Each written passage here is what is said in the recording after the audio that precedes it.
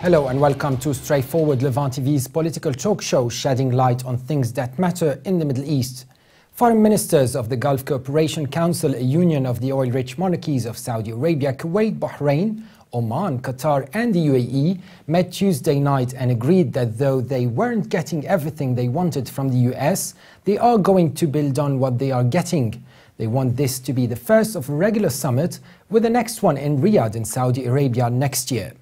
Meanwhile, in Yemen, Houthi rebels are accused of violating Yemen's ceasefire, but Saudi Arabia says it will stick to the truce. And here in Britain, the Conservatives have won against all odds, as the BBC claims. I don't know which odds they mean. Mr. Cameron is in for another term, only a week after his victory. The Prime Minister is adamant in a crackdown on extremism, which will be part of the Queen's speech this month. First of all, I'd like to welcome our guest here at the studio in London, Mr. Robert Oulds of the Bruges Foundation, and Mr. Hasan Alkatib, journalist and political analyst. Thank you very much for coming as well. Mr. Oulds, let's start in Britain and with what's happening with the Conservative win last week. And, you know, the other media outlets were saying all the time against all odds. So how come the odds didn't really, they weren't really predictive of what is happening, of what happened with the results? Well, many media outlets within the UK are really left of centre, and they have a liberal left bias and are not necessarily in favour of the Conservatives. But there was a lot of polling information which was suggesting it was going to be a hung parliament where no party has an overall majority. I always suspected, although there's actually no evidence for it, that the Conservatives would win an overall majority. One reason because, of course, Ed Miliband, the Labour leader, just wasn't trusted on the economy or to be a competent Prime Minister. So really the polls were wrong, and the media were following a lot of those polls and were not believing that many people within the UK could be capable of supporting the Conservative Party, which of course they did at the general election. But speaking of the media as well, how did the Conservatives make it, despite, like you said, a lot of centre-left media outlets not giving them enough time and presenters being really abrupt throughout the campaign and everything, while, like you said, they were more biased towards Labour? But how did this not influence voters, despite all the anti-Conservative tone within mainstream media? Well, a lot of people's fears about if there were to be a hung parliament and the country would be run effectively by Ed Miliband, being propped up by the Scottish nationalists, Nicola Sturgeon and Alex Salmond, that then had an impact. People were then worried about that and voted Conservative. But of course the Conservatives were more trusted on the economy. So despite the BBC's bias, and many Conservatives had said that the BBC had been very biased towards or against the Conservatives, that was overcome because of people's fears about what would happen under a Labour government. And on the next day we've seen, especially particularly on the BBC, that Labour were given airtime to sort of lament what happened, and while Conservatives even attempted at celebrating it, they were cut short. So Hasan Alkatib, tell us a little bit about the Muslim vote throughout these general elections here in Britain. Do you agree with some analysts that the terminology itself, the Muslim vote, somehow homogenizes the Muslim community, because it's clearly a fact that not all Muslims voted Labour this time? Well, of course. I mean, Muslims, as you've picked up on the point, are a heterogeneous community, not a homogeneous community, and they vote for any party they think will be good for them. But it's also important to unite communities, not just Muslim communities, but all sorts of communities, whether it's a student community, black communities, other ethnic communities, white communities, working communities, to get them to vote tactically and strategically when it comes to the elections. It's always best to look at their constituency, their candidates, and vote together as a community for who they feel will be the best person who will be in Parliament. So in a way, it's a good thing, I think, to try and unite Muslims to think strategically and vote for the best person possible. There have been many groups who have tried to do that up and down the country, and I think maybe in some areas it hasn't been felt so much, but there still seems to be quite a few Muslims who will vote blindly, for the Labour Party, and I don't think that will be Why is that? a good thing. What's in the reason for this affinity? Very simply, because traditionally, over the past few decades, the Labour Party has been very close to ethnic minorities and the Muslim communities. However, I feel that is now really changed. I think ever since New Labour has come in, it's some of their policies haven't been very, very different from the Conservative Party, and because of that, I think Muslims really need to, rethink voting for the Labour Party and voting for someone who actually cares more about the interests not just of Muslims but of the community as a whole. So, there needs to be a step away from that, and I think over the years they may mature in doing so. I must add here that current Prime Minister, Mr. Cameron, every year he does address the Muslim community on Eid, and he celebrates the diversity in Britain. Back to you, Mr. Oulds. The Prime Minister's measures will also on counter-terrorism, on counter-extremism this time, not even terrorism. They will be mentioned in the Queen's speech later this month, and now that's certainly a huge step forward when it comes to Britain's stance on the matter, especially with Britain's reputation being a little bit tarnished with a lot of British extreme Muslim youth going to fight in Iraq and Syria, and they do hold British citizenship. So what do you think of those measures, especially now 1 week into his new term? Well, we need to look very carefully at them, because always there needs to be actions to be taken to make sure that terrorism is dealt with, that make sure that British people, effectively British citizens, are not getting involved in terrorism, going off to support it or promote it at home within the UK. But at the same time, we need to protect civil liberties as well. So we should always keep a watchful eye on the government to make sure they're not taking away our basic freedoms, which is always a fear. And any party that has a majority in Parliament will have the ability to get legislation through.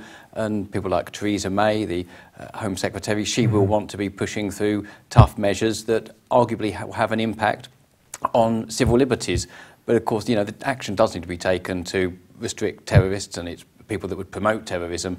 But let's just make sure that we don't damage basic British values and freedoms that we should cherish. Do you think that might cause a little bit of an issue, or maybe a bit of a potential row within the Conservative Party when it comes to liberties under such measures? Yeah, many Conservatives actually are, in a sense, small L liberals. They actually value liberty and freedom and tolerance of other people. That is actually a large part of the Conservative Party, but there's also an authoritarian wing as well, which wants to take measures that will deal with terrorism and law and order, which has traditionally been a strength for the Conservative Party.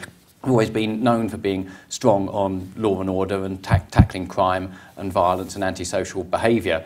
So really there is this clash.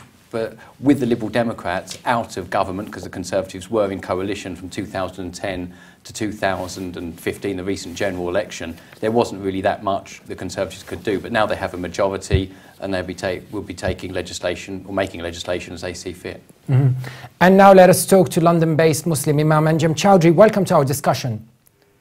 Yes, thank you for having me on your show. Mr. Choudary, what do you think of the new anti-extremism bill, which will be reiterated in the Queen's speech later this month? We have to note here that extremism was mentioned, not terrorism. So, Mr. Choudary, where do you draw the line there between extremism and terrorism? Well, first of all, let me just say that the Muslims who are practicing do not vote in elections. We believe that legislation is only for Allah. So those people who committed this heinous crime of voting for Conservative or Labour now have their comeuppance. Now you have the first proposal from this new regime, which is basically targeting Islam and Muslims. If you look at the report which came out post-Lee Rigby in December 2013, extremism and Islamist extremism in particular has been defined as those people who want the Sharia, those people who believe they're Muslims in terms of identity, those people who believe the British foreign policy is against Islam and Muslims, which any sane person believes, and of course those people who believe in concepts like jihad and khilafah. Now, obviously, you're no longer a Muslim if you don't believe in those basic tenets. And I think that the Muslims and the non-Muslims can see that now that the Conservative Party, have this free reign to introduce their own policies without being fettered by libertarians and others who were with them before, the true face, the ugly nature of this Conservative Party can be seen. Obviously, Cameron already has the blood of Muslims on his hands with the war in Iraq and Syria. And, this idea of labeling people as extremists or fundamentalists or other pejoratives is pretty typical of the Western regimes like America and Britain. Remember, Sheikh Osama bin Laden was a freedom fighter when he was fighting the Russians. Then he became a terrorist. But if you look in the dictionary at the word terrorism, it is the use of force or violence against a section of the community for political purposes, which is precisely what the Americans and British are in fact doing in Iraq, in Syria, and in Afghanistan before. And what I would say is that basically what the British government want to do is they do not want to take responsibility for their own heinous foreign policy of occupation and murder, and the reaction to that, whether that be in Britain or elsewhere, by introducing these very harsh and draconian laws. So basically, we are at fault for being bombed in our countries, yes, and we are at fault as well for being arrested in this country without anyone taking any blame. Mr. Choudary, the media reports are asking if someone like yourself is someone who promotes hatred in the country, or if you are a radicalizing force. There are reports today in the media, particularly about this. What's your answer? Well, I would say that I've been active in the Islamic propagation scene for about 25 years, and I've never been arrested and charged for any crime whatsoever. The only thing that I've ever actually been charged for is organizing an illegal demonstration in the heart of London because of the cartoons that were depicting the Prophet Muhammad sallallahu alaihi wasallam. Yes. So, I have a very clean record. Cressida Dick, who was the head of counter-terrorism before, said, I remain within the law. Theresa May has said this. David Cameron has said this before. Even the head of the Metropolitan Police. I think what they have trouble with is that if people obey the law and they say things which are not palatable for the government and their own authorities, we expose their foreign policy, we speak the truth to the youth, this is something which they cannot tolerate. Therefore, it was the absurd statement yesterday from David Cameron who said obeying the law is no longer good enough. And when they mention things like democracy and freedom of expression and freedom of worship, these are the very principles and values which they are trouncing over. And, incidentally, they are the principles which they're fighting us for in Muslim countries. There are reports. Why should Muslims adopt them when they're not good enough for them? Yes, Mr. Choudary, there are reports that you personally are linked to a third of people who join ISIS in Syria and Iraq, not just from the UK, but from Norway or other EU countries. Yes, there have been many of these analysis, hope not hate, which quite frankly has more hate than hope in it. Said I was linked to 500 individuals. Now you have this think tank in America saying 1/3. I would say that there's a difference between having an affiliation and having an affinity. Right. There's no administrative link or affiliation between me and people around Europe and around the world. We don't have a kind of administrative meetings. And certainly those people who believe in the Sharia, who believe that Muslim land needs to be liberated, who want the Khilafah, we have an affinity with each other, and they happen to be a minority. We say in Arabic, this is the ghuraba, the strangers. And definitely you will seek each other out and you will support each other. So we have a lot of support on the social media. They listen to some of my talks around Europe and around the world. So that doesn't mean that, we have some kind of link with each other. But definitely, you will end up following each other and listening to talks. And obviously those people who want to make something of that, they can make whatever they want. Yes. And Mr. Robert from the Bruges Foundation, Mr. Robert Oulds here would perhaps like to add on this.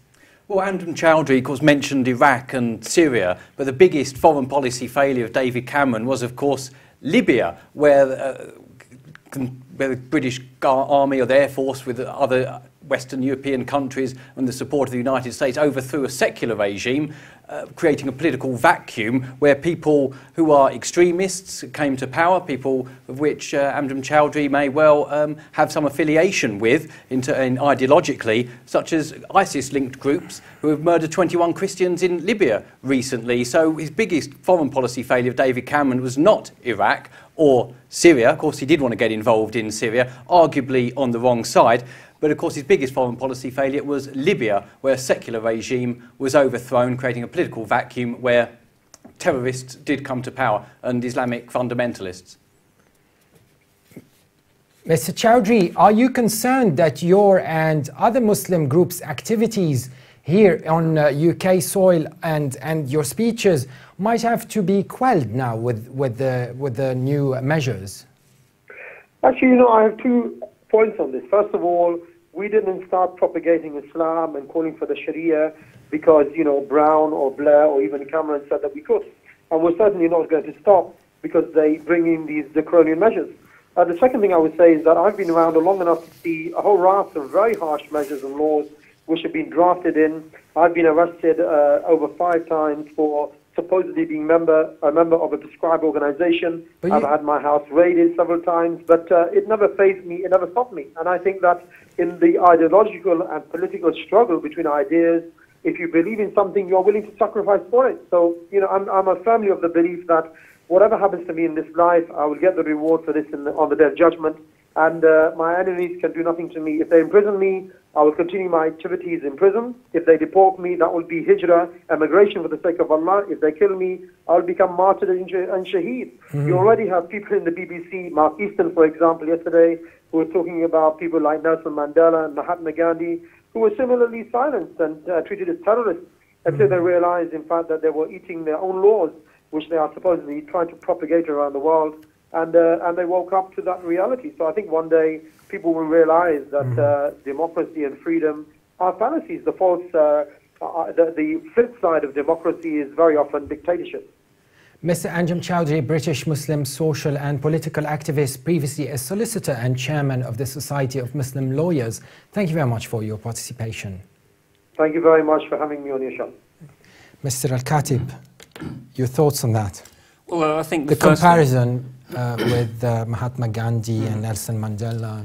Well, never mind that. I mean, just look at what the Conservative Party are heading towards, the direction they're heading towards, and if you look at the people around the Conservative Party at the moment and the government, there is a high presence of Zionist neoconservatives who are in the highest echelons of the Conservative Party right now, who are trying to get the party to move in a certain direction, which is, of course, not just to clamp down on extremists like Anjem Choudary, for instance, or anyone else, but more to try and quell the kind of opposition or ideological opposition towards their foreign policy and other domestic policies, specifically the Muslim community. And I think there's a problem here when you don't properly define extremism. That's a huge problem. The government really hasn't done that at the moment. They really haven't defined British values. I mean, if I ask Rob, what are British values? What are British values? I mean, are they defined? Do we have a piece of paper where we have a list of British values? We don't. And that's quite problematic, because if the government can just hold someone and put them into prison and call them an extremist, they can do so under literally any explanation or any definition they can come out with. So I think and it's not just Anjem Choudary or particularly the Muslims who are extremists. There's many other groups. Like, for instance, we've had before the English Defence League, and now there's Britain First, and there's other fascist and racist organisations who are still operating in Britain today, and there's other extremist organisations. What about those particular groups? Why aren't the government targeting them? Just the other day there was someone who wanted to kill Prince Charles using a sniper. He's probably part of other people who are like him as well. So why is the government not focusing on them? And I think if they should do more to try, if they want to really combat extremism, they should try and do more to try and define what exactly is extreme and what they could do to try and counter this. But if they really wanted to counter extremism, I think the British government may be locking themselves up, because they've done a lot in terms of exporting extremism around the world and supporting dictatorships like Saudi Arabia and other groups that are linked to Al-Qaeda and ISIS. So this is a problematic thing for the government. Home Secretary Theresa May brought a very important point that perhaps the EU has overlooked throughout their migrant resettlement plan. Mrs. May pointed out it would leave a stain on Britain's conscience to keep accepting migrants in Europe, which would encourage migrants to put their lives in the hands of reckless human traffickers. She challenges EU diplomat Federica Mogherini, saying she is wrong, saying that migrants shouldn't be returned against their will. Mr. Oulds of the Bruges group, what do you have to say about this, particularly when Mrs. May challenged Federica Mogherini and believes migrants should go back? to where they came from? Well, at the moment, there's a whole host of pull factors. There's push factors that have been created in North African countries.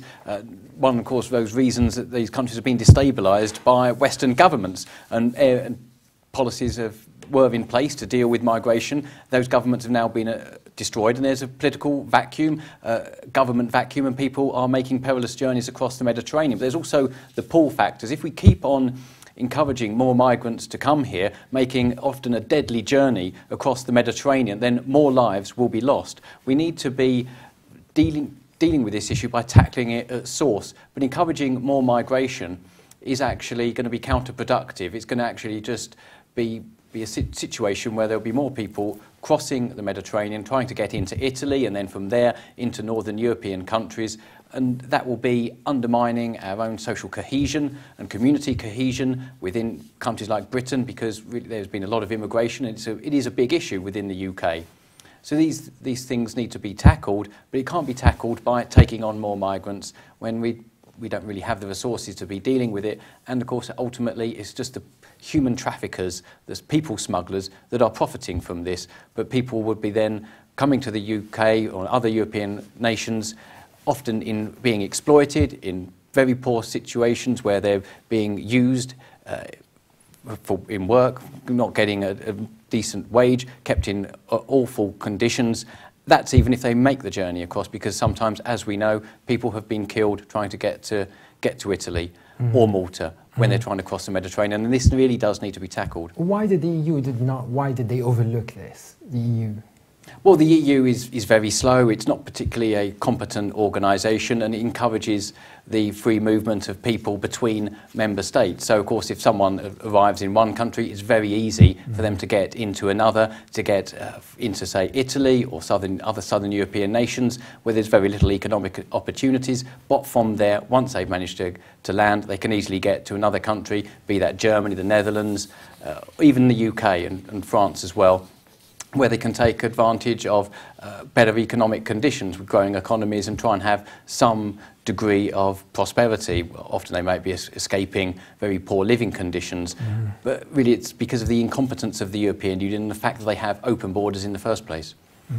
Mr. Alkatib, where is the thin line, back to what Mr. Choudary was saying, where's the thin line between radically religious Muslims in Britain and an extremist individual willing to go against the policies of Britain and fight with a terror group in Syria or Iraq? And do you think the current government would struggle to draw the line there, like you mentioned a little bit earlier? But you tell us, where is the thin line? Apart from defining extremism, which I think would be a very big step in tackling that particular issue, there are signs, there are indications whether or not someone will be who could go and fight for terrorist groups.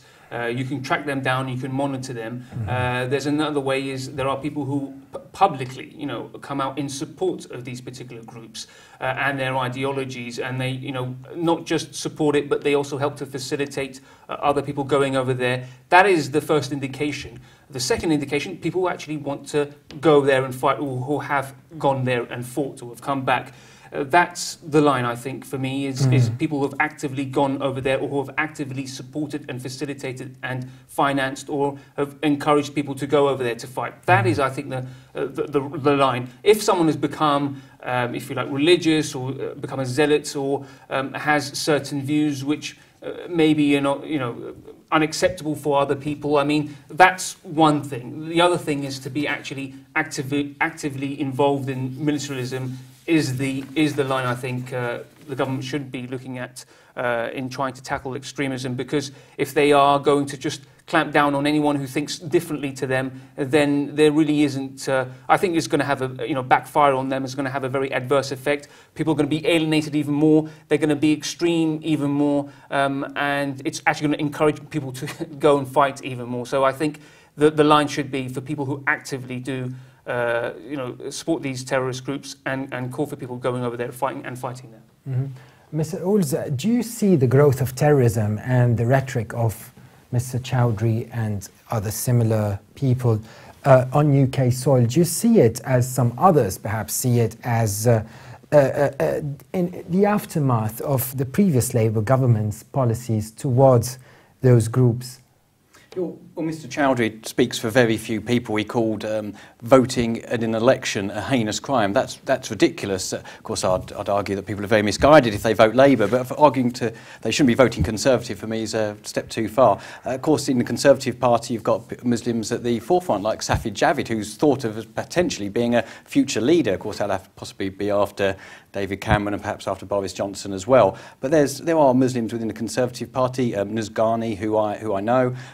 She, of course, is a newly elected MP that possibly has a very bright future, but many Muslim people do not follow Anjem Choudary. They partake in elections, and many people of Muslim background are also conservative, because many are entrepreneurial and, of course, socially conservative with a small c.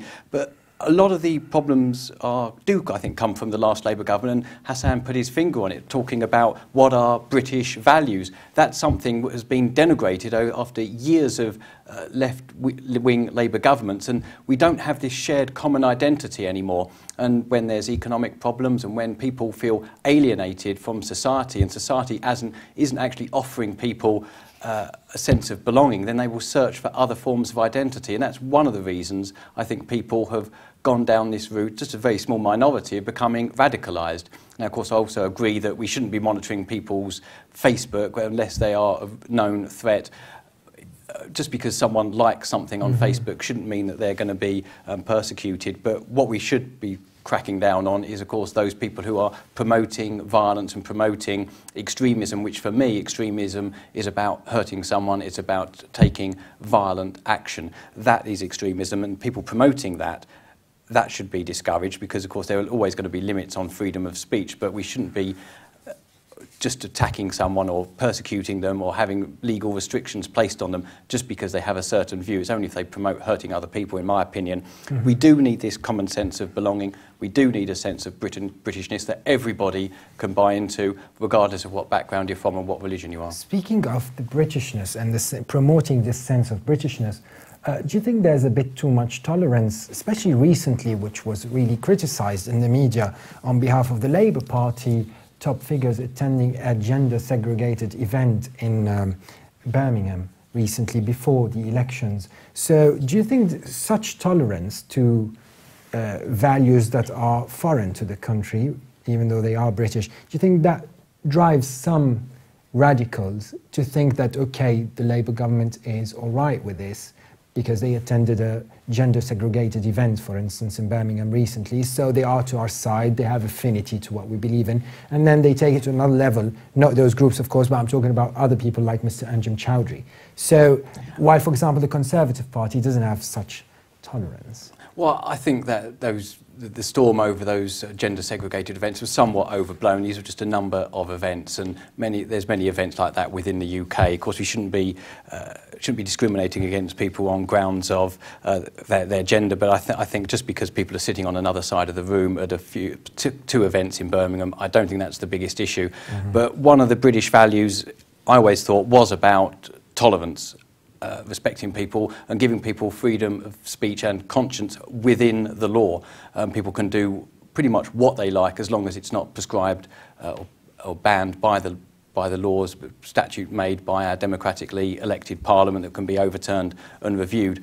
So really a British value is tolerance, and we need to be welcoming people and engaging people and welcome them into our society, but also saying that we have a sense of loyalty to the British state, not to ISIS, as Anjem Choudary declared his loyalty to the self-appointed caliph, the leader of ISIS. That's, of course, just a leader of a terrorist organisation in reality. Our loyalty should, of course, be to the British state and perhaps even Her Majesty the Queen, but that we can discuss that. But really, that's where people's society belongs. But on equal footing, British people also need to show tolerance to those who have different religions.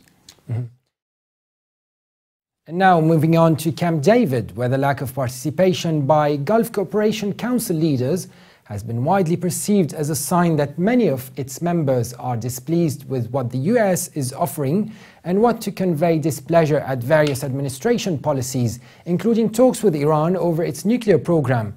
Only the leaders of Qatar and Kuwait are attending, with the King of Saudi Arabia cancelling at the last minute and Bahrain's King attending the Royal Windsor Horse Show in the UK. While there he is expected to be meeting with the Queen. However, at the summit kickoff Wednesday, there were no signs of tension as President Barack Obama welcomed two officials from Saudi Arabia to the White House, Saudi Arabia's Crown Prince Mohammed bin Nayef and Deputy Crown Prince Mohammed bin Salman. Both U.S. administration officials and Saudi government aides said there was no snub intended by Saudi King Salman's withdrawal of his over the weekend last minute. Hasan Alkatib, do you believe, like other analysts, that Gulf heads of states substituting their presence by more junior leaders should be seen as a rebuff to President Obama's talks with Iran over its nuclear ambitions? Exactly that, and that's what they intend to even though they denied it. Well, they want to show to America and the P5+1 that they are not happy with the way the American government are trying to have a deal with Iran, because they feel that if there is a deal in the future, with the sanctions being lifted possibly, that Iran could be a big player in the region, and it could be in the market again, and they don't want to see their power being lost towards Iran. And then that's a signal, a message they want to send, that they do not want to see more Iranian influence in the region. And as we've seen over the past few years, Saudi Arabia have failed in Iraq, they failed in Syria, they failed in Yemen. Their power is slowly starting to be lost in the Middle East, and they're panicking. They're also very worried about the repercussions that could have on their influence in the future. And there have been many analysts, such as Chris Davidson, who wrote a book about the coming fall of the Arab monarchies. And I think in the next few years, that could be, something which we will be seeing more of, that the Arab dictatorships will have their power lost. You talk about Chris Davison of Durham University. Yes. Oh, he was a bit hopeful there, but you seem to completely agree. Yes. But anyway, Robert, would you agree on that? Yes, the fall of the Arab states, was it the title? Well, the Arab monarchies, Yeah. many of these are corrupt. They're involved in persecutions, have dreadful human rights records. records. How would they fall, though? How would they fall? Well, Bahrain would have fallen if, of course, there wasn't a Saudi intervention. And I think a lot of Saudi policy, or really it's the policy of what, in a sense, a mafia that runs the state that call themselves a monarchy. They have a dreadful human rights record. Of course, that never bothers the United States, who often speaks about human rights, but they turn a blind eye when it comes to Saudi Arabia. Many of these people within the Gulf states have been not necessarily the states, but individuals who are very prominent have been funding these groups like ISIS and Al-Qaeda. Their birthplace it comes from there, of course, as well as funding extremists in Afghanistan as well. They're involved in destabilisation, and they're trying to encourage the United States in a proxy war against Iran. And we need to remember that Iran is not an imperialist power. It hasn't invaded another country in 200 years. Iran wants peaceful engagement with other countries. It wants to have its own sovereignty protected. It's not pursuing a nuclear weapons program. It has a right to a nuclear program. It is an ideological threat to Israel, though. Well, I think the main threat to Israel will come from its own demographic problems. Israel has some serious demographic issues, is that the Palestinian population, the Arab population, not just within the West Bank and Gaza is growing massively, but also within Israel as well. And at some point that will become as much as 1/3 within the pre-1967 borders of Israel. And then the whole Jewish state question becomes put into question. Almost the concept of a Jewish state becomes unviable when large parts of even the Negev desert, a very large part of Israel, are about to become Arab majority. So I think Israel isn't directly threatened by Iran. There's a lot of hysteria from, I think, almost an unholy alliance between Israel and these corrupt monarchies of the Arab states, who are, in a sense, allied in their opposition to Iran and have a common enemy there for their own reasons, to have their own hegemony within the area, and of course for the persecution of the Shia people. And I think we need to remember that Saudi Arabia is an oil-rich country, but of course the oil is actually under the ground of where the Shias live. It's not actually the Saudi monarchy's oil. Arguably, the oil in Saudi Arabia should perhaps belong to the people who walk and live above the oil. So really there is an economic persecution element, I think, behind the Saudi policy. and they just want to create conflict, whereas other nations, and including Iran, want, I think, positive engagement. I think just to add to that, President Obama even said himself that the real problem lies within Saudi Arabia. There's a huge unemployment. There are people who are living in poverty. There is a lot of number of groups who feel politically disenfranchised from the system, and something could be really bubbling under the surface in the future if nothing is really done to sort the major problems out in Saudi Arabia. We could see more uprisings, and who knows, a coup could be underway. Look what happened in Yemen. No one saw that a place where there was a lot of Saudi influence and American influence, and look, it's completely now out of their hands. So that could very well be the same picture across the Arab countries. Speaking of Yemen, now let me welcome Yemen specialist Fernando Carvajal, talking to us from Los Angeles, California. Welcome to Straightforward. Thank you for having me, Carl. Tell us a little bit about the humanitarian ceasefire in Yemen and your thoughts on the overall handling of the key players there. And do you think the issue is being addressed at Camp David this week? I think that the ceasefire is holding as far as the principle of allowing for humanitarian aid to be delivered to over 10 million Yemenis suffering from a fuel crisis, lack of access to foodstuffs, from the capital Sana'a to Aden in the southern port. The fighting still continues. There are reports of fighting in Ib, in Marib, in Taiz, Al-Baida, Aden. Yeah. And the only city that seems to be spared at the moment of any violence is the capital Sana'a. But this mainly has to do with the arrival of the new UN special envoy to Yemen, Mr. Ismail Sheikh Ahmed, who arrived Tuesday evening just before the ceasefire began, and he left this evening of Thursday from Sana'a.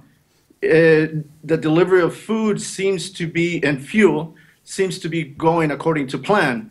But other sources in Yemen doubt that the food and the fuel can actually be delivered to the people that really need it beyond the major cities of Aden and Sana'a. As far as Camp David, the talks in Camp David, we can say that all parties are in agreement that the Saudi campaign targeting the Houthis and Ali Abdullah Saleh himself, the former president, has been successful to a limited degree of success in holding the Houthis from strengthening their own positions. This was stated Wednesday when the group of 14 embassies met in Jeddah, Saudi Arabia, mainly to discuss the humanitarian situation, but coincidentally they stressed their support for the military campaign against the Houthis and Ali Abdullah Saleh, calling both parties to refrain from aggression, to withdraw from major cities, to withdraw from government institutions, and to re-engage dialogue. Mr. Carvajal, now that the new UN envoy in Sana'a, Ismail Ould Sheikh Ahmed, has visited Sana'a, what is he going to bring to the table, in your opinion?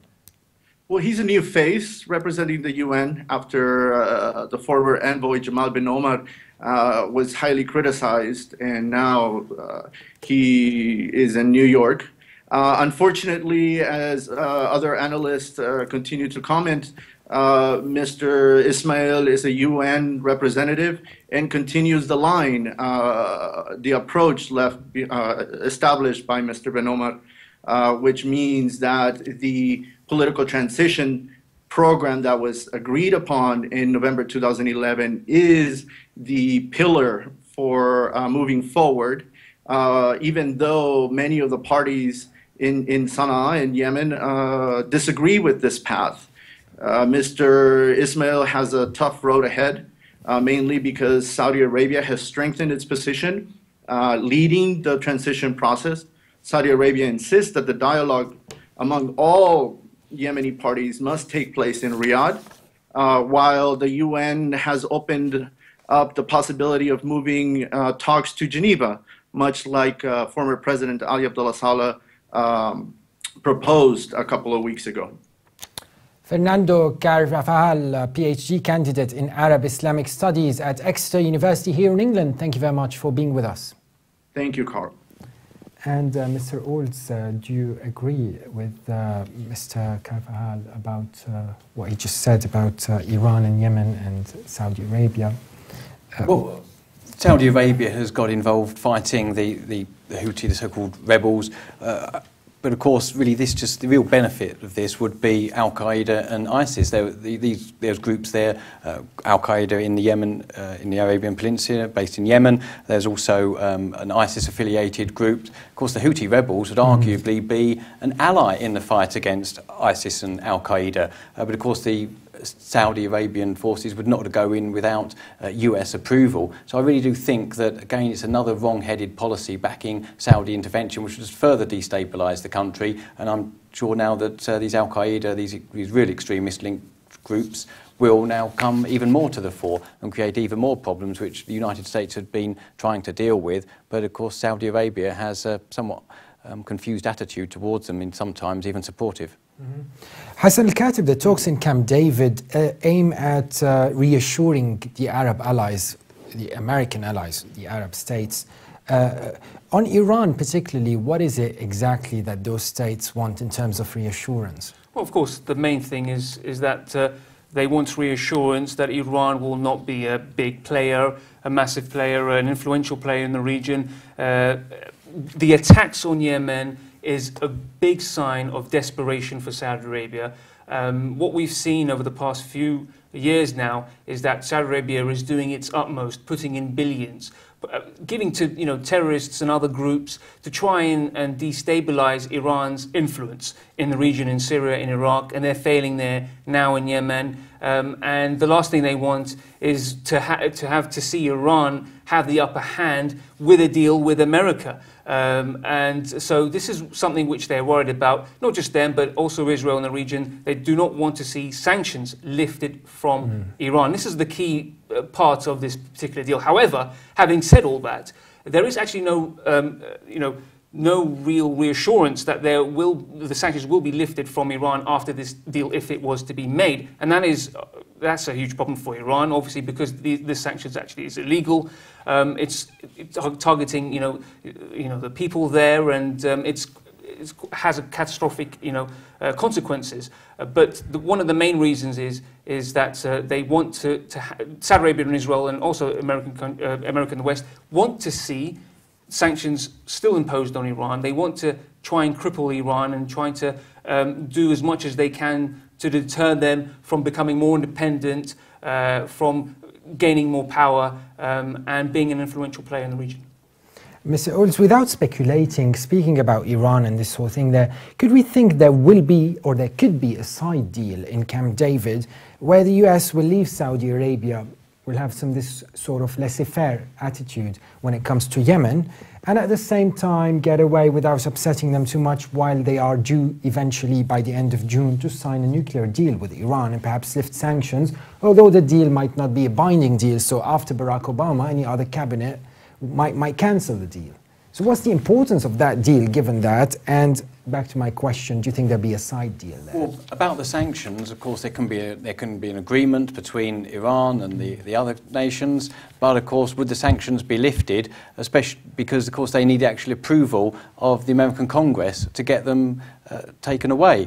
And that is unlikely to be forthcoming, and there's a presidential election coming up next year in the United States, and the American politics is unfortunately in the grip of neocons who are very antagonistic, very even aggressive towards Iran, and do not want to see any kind of agreement, and want to have the sanctions kept in place, because really the wider aim is, of course, regime change. Some people in America are open about that, making sure they have their global hegemony and control over foreign policy issues. So any agreement over sanctions, I think, is unlikely to be forthcoming, because unfortunately I don't think America can be trusted here because of its own political internal issues and the need for a future American President and Congress as well, just to be antagonistic and to be incredibly hawkish and following what Benjamin Netanyahu, the Israeli Prime Minister, wants to see put in place, which of course a continuation of the sanction. He was given, he was lauded when he came to speak to the US Senate.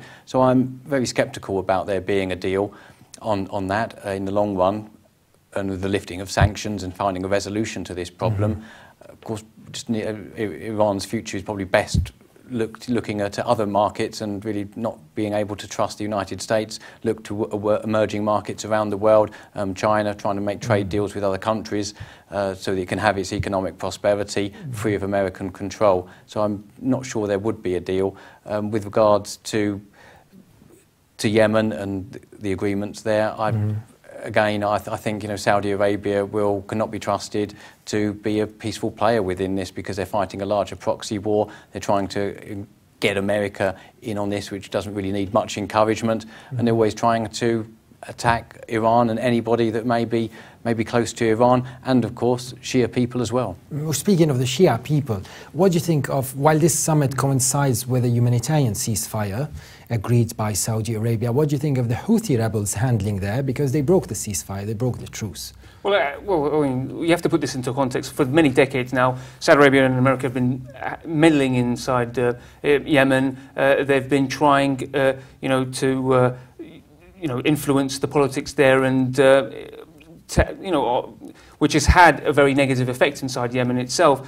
So over ever since the uprising in 2011 till now, the Yemeni people have tried to sort out the internal politics. And Ansarullah, the Houthi rebel group, have done quite a lot in trying to sit at the table with the then government, and also parties which involved Saudi Arabia and America, and they've done a lot to try and resolve some of the problems, but because of the Saudi and American influence in the country, they've prevented that, and in fact they've had an adverse effect on Yemen, and Ansarullah have then said, well, this is it, that we will try and bring the country together, and if that means having a coup, then so be it, because the country was heading towards more problems, and this is a Yemeni revolution, this is a Yemeni uprising, and this is the Yemeni people speaking and having their way, and I think it's important to listen to the Yemeni people, because if that doesn't happen, then the country will be in further turmoil in the future. Mr. Oulds, my last question. Were the Prime Minister of England in Camp David today, had it been his country obviously, what would you have liked him, and how would you have liked him to address the Gulf leaders on this occasion? He needs to be very stern with them, needs to make sure they cease funding terrorism. We know that in Qatar that there's money going towards funding ISIS, Al-Qaeda. Can you really upset Qatar, though, in England specifically, given their huge investments here, especially in London? Well, we really need to turn away from the failed old alliances with these corrupt monarchies that will hopefully be overthrown quite soon, but perhaps not, and because ultimately they're funding terrorism. And if there was really a strong will within Western countries such as the United States or Britain, then the same actions they're taking against Iran, trying to cut them off from the international financial system, trying to take away their reserves, they'd actually be doing that against some of these Gulf states and the people there that are funding the terrorist groups. But of course they just welcome these leaders with open arms, just in the sake so they can speculate on the London property market and inflate prices even higher, which is good for some people, but in some areas of London it's actually becoming hollowed out, and some areas of London are becoming depopulated because there's so much money coming in from many of these Gulf states that it's just really transforming them, and meaning that the communities are slowly, demographics are being changed. Yeah, slowly dying, because these people aren't engaging in the wider community if they're just coming here to take advantage of the non-dom status so they can get out of paying taxes. As this episode comes to an end, I'd like to thank our interlocutors who joined us today. Mr. Fernando Carvajal, researcher at the University of Exeter, joined us from Los Angeles. Mr. Anjem Choudary, British political activist, and of course our guest here at the studio, Mr. Robert Oulds of the Bruges Group, and Mr. Hasan Alkatib, journalist and political commentator. Thank you very much for your input, and stay tuned, and I'll be with you again soon. Thanks for watching, and bye for now.